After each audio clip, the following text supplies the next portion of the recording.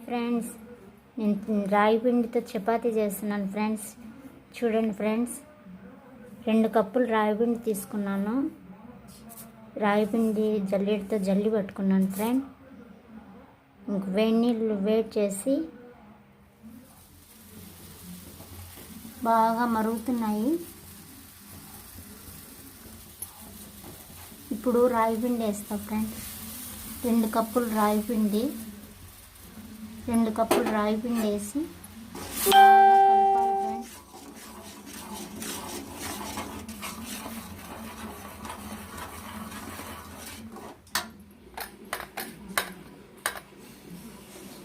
కాలుతుంది ఫ్రెండ్స్. బాగా నున్నగా కలుపుకొని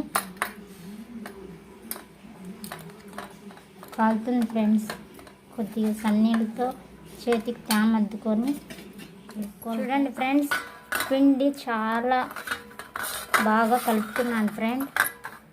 చూడండి ఎలా ఉంది పిండి, బాగా స్మూత్గా ఉంది. చూడండి చపాతీ చేసి చూపిస్తాను ఫ్రెండ్స్. చూడండి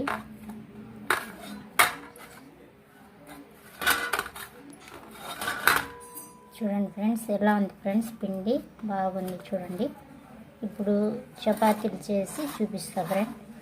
చూడండి ఇలా చేసుకొని చపాతీ చేసుకుంటే చాలా టేస్టీగా ఉంటుంది ఫ్రెండ్స్.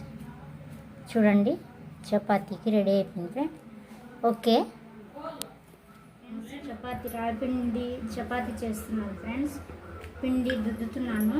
చూడండి చపాతీ చేస్తున్నాను. గిన్నెలో కొద్దిగా రాగిపిండి తీసుకున్నాను. ఇక్కడ ఆల్రెడీ చపాతీలన్నీ దుద్ది పెట్టాను ఫ్రెండ్స్. కాల్చుకొని వేడిగా చికెన్తో కానీ ఊరగాయతో కానీ తింటే చాలా టేస్టీగా ఉంటాయి ఫ్రెండ్స్. ఎంతో ఆరోగ్యానికి చాలా మంచిది ఫ్రెండ్స్ రాగిపిండి చపాతీ. ఓకే ఫ్రెండ్స్, చూడండి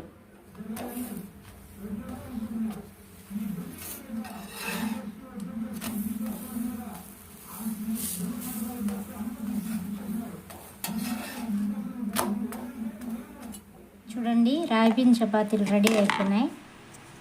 చూడండి ఎంత స్మూత్గా ఉన్నాయో.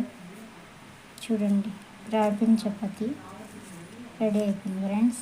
అందులో దీనికి కాంబినేషన్ చికెన్ చేయలేదు. ఇది ఏం చట్నీ అంటే కరివేపాకు చట్నీ. టేస్ట్ చాలా బాగుంటుంది ఫ్రెండ్స్. మీరు ఊరగాయతో తినచ్చు, చికెన్తో తినచ్చు. చాలా బాగుంటుంది ఫ్రెండ్స్. ఆరోగ్యానికి చాలా మంచిది, హెయిర్కి కూడా చాలా మంచిది ఫ్రెండ్స్ కరివేపాకు చట్నీ. నచ్చితే లైక్ చేయండి, షేర్ చేయండి. Okay bye.